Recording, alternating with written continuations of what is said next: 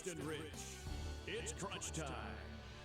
Here in the studios of 91.9 FM, Jeff Matthews here, Ashton Rich joining me, Brad Bader on the board once again. Basketball going around the whole entire country, including right here in Clarksville, Tennessee. Once again, Jeff Matthews, Ashton Rich, Brad Bader.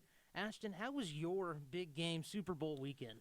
I had a great time. I got a lot of cleaning done around the house pregame. Wow. Got my dog got a bath. It was great. Yeah. Wow. And then, I managed to find the game on my CBS Sports app. There you go. Shout out CBS Sports for carrying the game free for me. Other than that, I thought the game was kind of, I don't want to say boring, but it was definitely not as exciting as some Super Bowls have been. It was definitely an interesting one to watch. I personally did not get to watch the whole entire thing. I was at my other job, that retail job that we got to work at, but so I was sparingly watching it in the break room as I kind of took my breaks. Definitely took more breaks than I was allowed to. Oh, for sure. 100%. I think they knew that was going to happen. Absolutely. But other than that, fantastic weekend. I mean, a lot of sports action, a lot of basketball going on still. Basketball is my thing that I kind of get into when football season ends because it carries me over into baseball season. Sure. So that's kind of how I view basketball sometimes.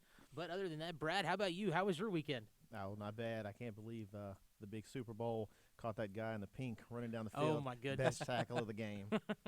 Textbook tackle, I mean. So one of our other graduate assistants was telling us this morning, but apparently that guy had a huge bet on there would be a streaker at the game, and so he was like, I'm just going to go ahead and cash my bet real quick.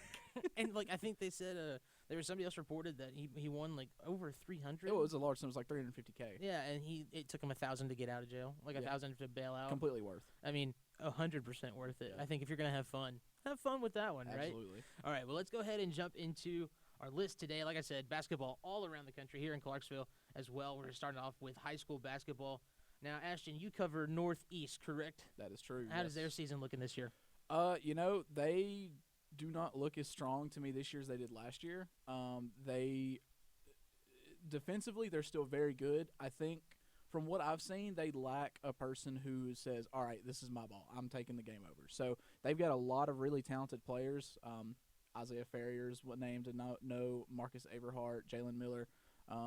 All of those guys play guard, wing kind of combo guys. And the one thing that I see that they lack for sure is a scorer, like a true scorer. Like last year, at times guys would take over the game, but this year so far they almost overpass in most games. Like they end up passing themselves out of games because nobody wants to take shots, and which is odd to me because Marcus Averhart and Isaiah Ferrier both have very, very good from range. And they've got a big man down low in Jalen Hooks who's got really nice moves in the post. So to me it's almost perplexing that nobody wants to be the guy to shoot. I don't really understand it at that point. So as you were saying those things, I kind of started thinking about the way that a lot of these kids kind of grow up in the game of basketball. I think looks a lot different than you and I when we were growing up playing sports, or even the players that are playing in big leagues right now. They were raised a little bit differently in the fact that now it seems like there's a system of basketball where it's kind of like a bad thing to always want to take the shot. It's always bad to kind of take that leading role. Mm-hmm. You try to spread the court as much as possible. I think that's instilled in a lot of these teams, which I think is a good thing. But if you have a player that can actually shoot the ball and can do it effectively, I think you got to let them loose a little bit. And I think some of these kids get held back by coaches trying to spread the court around more. And so some of them feel like they can't take that leading role. Sure, and I can tell you this much. It's not a coaching thing at Northeast because I sit next to the coaches, and he's always telling them, why is no one wanting to shoot? Like, guys, let's be aggressive. Someone go score. And so he's just as frustrated as a lot of the fans, I'm sure, are because, none of his guys want to go score when he's got 3 or 4 great scorers on the floor. I don't know if it's maybe just they're trying to get a perfect shot thing, but sometimes you got to take the shot that's good enough and not try and wait for the perfect one. I totally agree with that. I covered Cheatham County here in Cheatham County. There you go. Last night, Cheatham County took down Joe Burns 59-49. It was such an interesting game just because there was only really 2 players that really stepped out that played that aggressive ball, were not afraid to take some shots, and that was Tucker Carter for Cheatham County and then Jaden Kyra, I hope I'm saying his name correctly on that one, out of Joe Burns. Both of them, these are unofficial scores because I took these scores, but both scored 26 points in what I saw. I mean, both those kids taking that leadership role for both teams, able to kind of go down on, get the rebound or put up a big, huge basket. I really liked this game. It was such a fun game to watch. Cheatham County was down by 9 at one point early on, and then basically after halftime, Joe Burns just had no idea what to do with Cheatham County because they just came out and made a bunch of threes. I don't have my sheet with me that had all the scores, but I think Tucker Carter himself had 5 threes, and then there was another guy. I think it was Andrew Mayberry. He had a bunch of shots down in the paint. That Jaden Kyra guy out of Joe Burns, he had, I think, 15 points in the paint alone.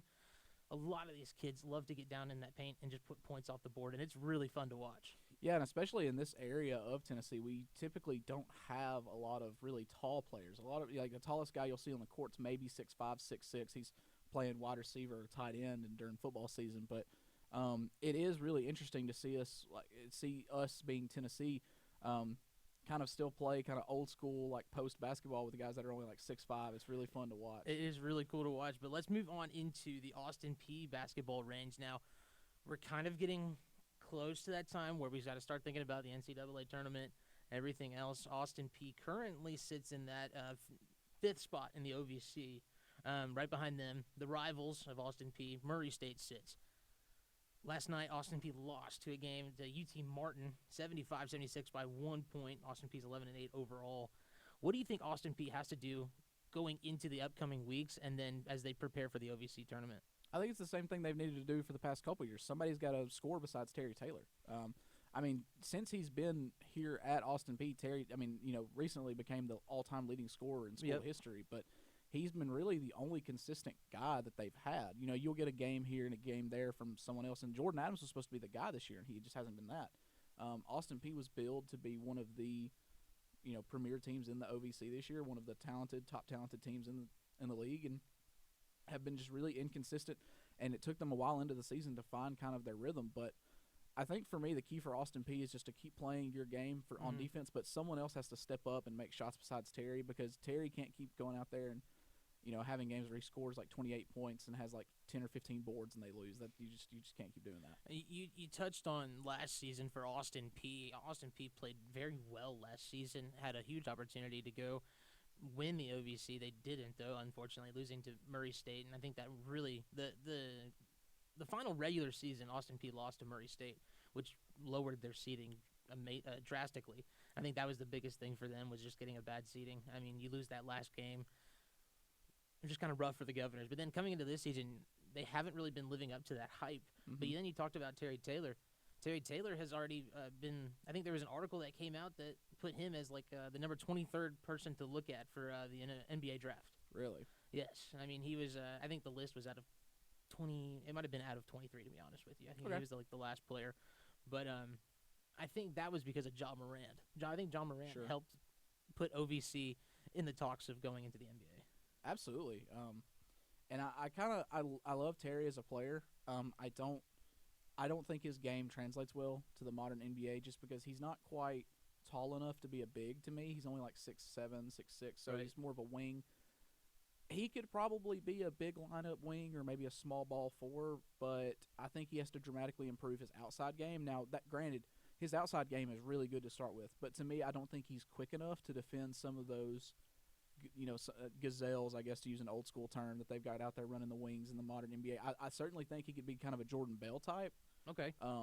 Jordan Bell, I think, is quite a bit taller than Terry Taylor is, if memory serves me correctly. But, Jordan Bell came in and played some good minutes when Draymond Green was out for a large part of the season a couple years ago for the Warriors. And so I think Terry could find a role kind of like that, maybe like a guy off the bench that gets you a couple buckets here and there and puts in some good minutes. But I don't know that he's definitely not going to be Ja Morant. No, I don't think there's not many people that can beat Ja Morant. Yeah, exactly. Let's just go ahead and make that clear. But I think you're right. I think Terry Taylor, he has a great post game, but I think he's just too small in height-wise to really go up against some of the best defensive players down in the post like that. But it'll be interesting to see. Do you think that COVID has anything to do with some of the success that the Governors have lacked this year? You can't rule it out, obviously, just because you haven't had a normal kind of team schedule for well into nearly a year now. But I think by this point, using COVID as an excuse is kind of starting to get old, just simply for everybody, just because it's been here for so long. You kind of, if you haven't figured out how to work around it now, you're not ever going to. I think touching on that, I think for me, I don't see a problem. Like, The hardest thing about the COVID issue is the scheduling in itself. Now, necessarily being on the court and when you're able to practice, you're still able to practice. That's inexcusable in my opinion. To me, you're still able to go out there. You're still able to look at plays. You're still able to run things effectively. Mm-hmm. You should still be able to do that. However, the schedule itself can be brutal, and I know this because when I cover Cheatham County basketball has been a nightmare almost to deal with for scheduling reasons. Not Cheatham County the school, but Cheatham County the area.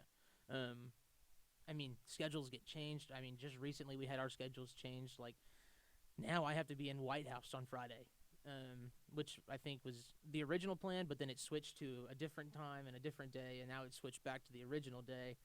It has been brutal, and that's just on the high school level.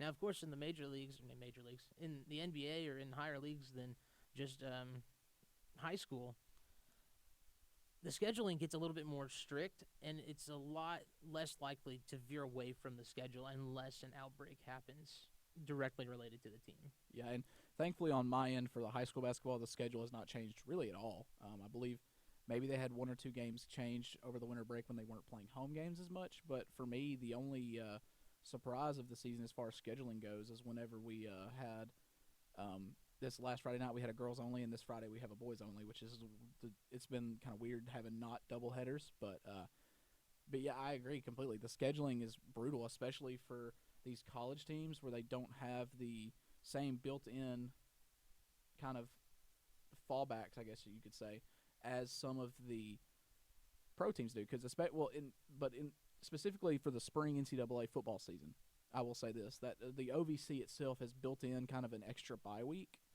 into the schedule, and that's kind of to account for that. So I think going forward, you can absolutely build in those extra buys for that case if it happens. But for the high school, it's so difficult just because you've got so many different variables in a high school. It's so much harder to kind of control the kids in high school versus being, trusting the grown adults and, being able to kind of schedule everything out for your kids in college. Well, then, and in the NBA, when this thing, last season when this thing first started, they went into the bubble. I mean, they were very strict on it too. I mean, players got cut because they violated those bubble rules.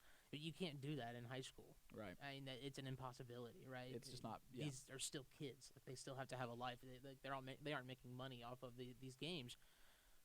However, what that does leads to the big risks of teammates and coaches getting contact tracing and contacted with COVID, and next thing you know, you can't play for 2 weeks. I think it was Sycamore who had, over 30 days of not playing, and then I think as soon as they were eligible to play, the very next day they had a game. So there really wasn't any time for them to practice after their 30-day, I think it was 30 days, after their 30-day break, and then just to kind of be dropped into a situation where you have to go out and play. Sycamore has not been doing well this year, I think, because of that. I think that their schedule has been so awful that they haven't had an opportunity to go in and actually work on anything because they have been banned from the gym.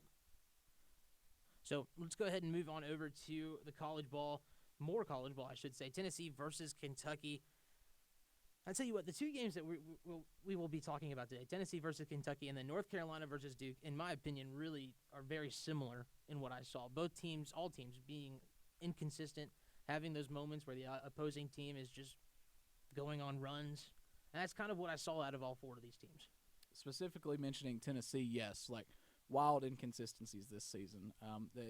Just doing a little background research before the show, they've had almost as many games where they've scored 80 points in league play as many games as they've only put up 50. So offense is definitely an issue for the Volunteers in the basketball realm right now, and they don't have a single player on their team averaging more than 10.5 a game. Granted, they have 3 or 4 guys, maybe even 5 averaging 10 a game, so that's great when you're getting team buckets like that. But once again, kind of the same thing I mentioned with Northeast.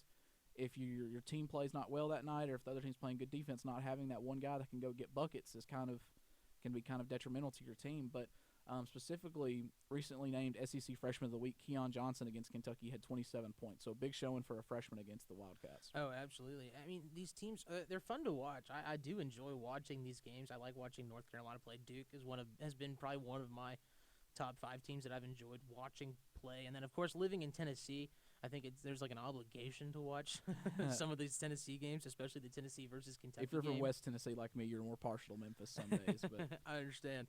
But Tennessee beat Kentucky 82-71, able to kind of have some better luck, and I think that was more towards later in the game that they were kind of able to find a rhythm and were able to kind of put some points on the board.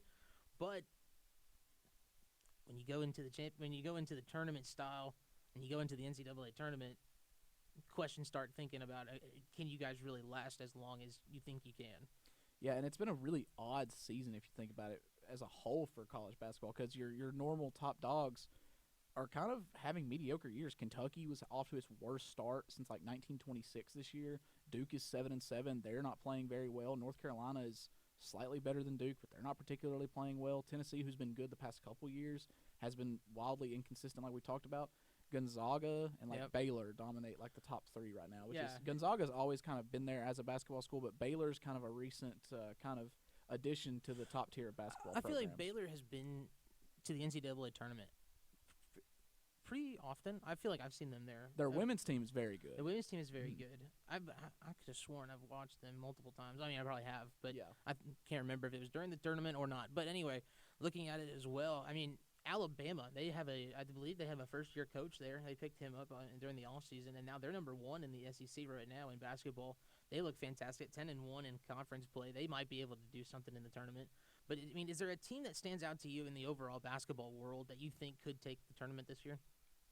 I don't. I think it's kind of a year where there's not really any big teams out there. That obviously, whoever's ranked number 1, whether it be Baylor or Gonzaga going into the tournament, it's got to be the favorite. But I think that if it's a year of, well, I want number 1 versus the field, no, I want the field, just because you've got so many programs that are playing so well right now, and other programs that have been blue-chip programs for decades are not playing as well. So I think it's going to be an interesting tournament this year for sure, just because to me there's no clear favorite going in right now. And, I mean, if we're being honest, that's if we have a tournament this year. Yeah. I mean, if something – you can't put it out of the realm of possibility of COVID getting another outbreak or another spike in infections, and next thing you know, they cancel the tournament again, which I think would be terrible. It'd be awful, yeah. I mean, especially – I mean, because some of these seniors, didn't the NCAA come out and say that they were going to allow one more year of eligibility for sports that they did for football, so I would imagine they were going to do so for basketball as well. Okay, so I mean, but some of those players, I mean, do they get another extended year or? I don't think the NCAA is that generous. I don't think so either. Just because the NCAA is evil. But, exactly. It could happen. It's a very strong possibility. I think that would be horrible. I do think it's interesting, just at least in the football realm of things, for the eligibility purposes. Sam Ehlinger could have had like a 7th year of eligibility this year. Former Texas quarterback Sam Ehlinger literally could be like a 26-year-old rookie at this point, but I believe he declared, if I'm not mistaken. Speaking of the Texans, not the Texans. But speaking of the Texans, there's always something about the Texans going on. They are holding Deshaun Watson hostage. Yes, they are. That's a terrifying, absolutely awful situation. Awful. I feel bad for him. I feel awful for him. I feel bad for the organization, too. Because the organization is convinced that they can mend that relationship, and there's absolutely no way they can. I just don't see it happening. Not possible. But what I was going to bring up originally was the Patriots looking to go after Mariota. Yes, that's something that we just heard right before we went on the air, is that the Patriots were interested in signing Marcus Mariota. I mean, he definitely is better than Jarrett Stidham. Yes. To me, he's probably at least comparable to Cam Newton, maybe better. Okay. I think because here's my thing. I've always thought that Mariota was good when you protect him. And his last few years in Tennessee, he wasn't getting protected as well. And then when they were getting protected, he was gun shy. It was almost like he was just seeing, like, you know, Sam Darnold has the I'm seeing ghosts or whatever. He was seeing ghosts. He was seeing the pass rush before it ever got to him. He was just scared. He just needed a fresh start to me. I see what you're saying. The problem you talked about, you know, he's good when you can protect him. To me, that's every quarterback. Sure. Right? You know, I mean, Tony Romo made a career out of it. I mean, one of the best offensive lines in the league multiple times. And he was a decent quarterback. One quarterback that's not good when you protect him, though. One quarterback. And that's Mitch Trubisky. Oh, yeah, it is. Mitch Trubisky. A lot of interceptions, I believe. Yes, but interestingly enough, Carson Wentz led the NFL in turnover-worthy plays this year. Did he really? He had like 18 turnover-worthy plays through 8 weeks. Wow. You know, I saw T.J. Watt led in all defensive categories. And then didn't win Defensive Player of the Year. And then did not win Defensive Player of the Year. Yep. See, I'll be honest with you. I don't focus on the Defensive Player of the Year a lot. Not many people do. I didn't think so. But I did watch this because J.J. Watt posted a picture on his Twitter. Yeah, it was Twitter. And it was basically, it had all the stats, and it had T.J. Watt stats, and then Aaron Donald stats, and man, I think T.J. Watt should have got that one. I think the award this year was purely based on not necessarily production. It was based on theoretical production. Because if you single Aaron Donald every play, he's going to sack you 30 times in a year. I mean, have you seen the video of the Seahawks triple teaming him? They committed, I think I did, They yes. committed both guards and the center to Aaron Donald on one play, and it worked because Aaron Donald is that much better than any other defensive lineman in the league. That's really funny. He is a grown man that is 300 pounds who ran like a 4.5 and trains by having people try to stab him. 4.5 Yes. It was something ridiculous, like Oh my 4.5 gosh. or 4.6. As a defensive Have you lineman? seen the training video of him in the offseason where he literally has people like with knives trying to stab him and he just is swatting them away? I think I did. It's insane. I'm His gonna have to training watch it regimen is now. incredible. Yeah. But I think it was more of a theoretical production thing Mhm. of like how much of a game wrecker is this guy, because Aaron Donald's the one player in the NFL on defense that as an offense you say, okay, we can't let him beat us. Because Right. he will beat you if you let him. That is a true statement. He kind of reminds me of a DeMarcus Ware. I was thinking Reggie White, but DeMarcus Ware Yeah, too. I think of DeMarcus Ware because I'm a Cowboys fan and Sure. that's who I watched growing up. It was Mhm. DeMarcus Ware. But I mean, DeMarcus Ware was one of those guys where, I mean, if you left the slightest room for him to slide through, I mean, he was gone. I mean, And now T.J. Watt's kind of close to that too. He T.J. is. Watt is one of the great sack masters in the NFL in this day and age, but I just think Aaron Donald is so dominant up the middle that was what really drove home the award for him. I think that is a very strong argument. I wouldn't disagree with it, but I still think that T.J. Watt, if you're going to lead in all categories, I don't remember what it was, but I think tackles was in the 50s. Yeah. I mean, he was just an electric player on defense for the Steelers, and I'd love to see his career kind of blossom out a little bit more in the upcoming years, but I don't know if he's going to be with Steelers very long. TJ, the Steelers usually try and take care of their defensive players. Historically, the Steelers don't like to pay people, but when it comes to defense, they like to have their defensive studs, and so I could very well see him staying with the Steelers for a long time. Can you see J.J. Watt going to the Steelers? On a team-friendly deal, yeah. Yeah, I think that's exactly right. I think I think J.J. might try to go. I think I might have said this the other week, but I think J.J. might try to go and I just spend think his if you're- last year with his brother. I just think if you're J.J. Watt, it's time to go chase a ring. You've got your money.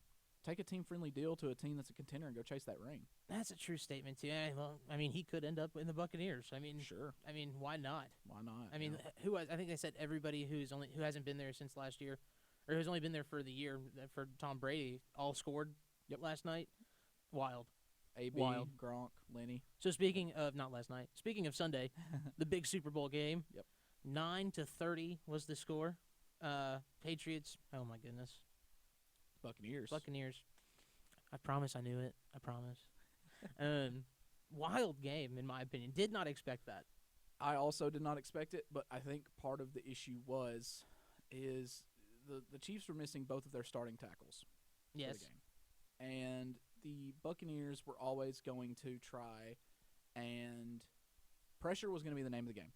The blueprint for the Chiefs to beat them has not changed this season. It's been drop 8, rush 4 or 5, and hope you get to Mahomes before he has time to throw.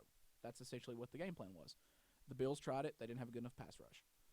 The Ravens, I believe, no, not the Ravens. There was another team earlier in the season that also tried it, and they just pass rush couldn't get there quick enough. But when the Buccaneers tried it on Sunday, their pass rush was quick enough, mainly because you could have put 2 wooden planks out at tackle, left tackle, and right tackle respectively, and probably would have had just the same amount of time. Because Patrick Mahomes was pressured on over 50% of his dropbacks, I believe, on Sunday. Oh my goodness. And not to mention he was playing on a bum foot. So not trying to take anything away from the Buccaneers and their game, because they played an absolutely incredible game. But I think you have to look at – and then also the Chiefs didn't really try to change their game plan. They knew they were getting pressured and didn't try to change it up with quick throws or screens or draw plays or anything like that to slow down the pass rush. They just kept trying to go deep and play backyard ball. And unfortunately, at this time, backyard ball just didn't work for them. No, it really didn't work for him, unfortunately. But do you think – so a couple of things I thought about when I saw the scores. One of those being the concussion that Patrick Mahomes had. Do you think that had an effect on this game? I don't think so. I think the biggest thing that affected the Chiefs was missing their tackles once again. And also on defense, they kind of just got down early, especially towards the end of this first half. Right.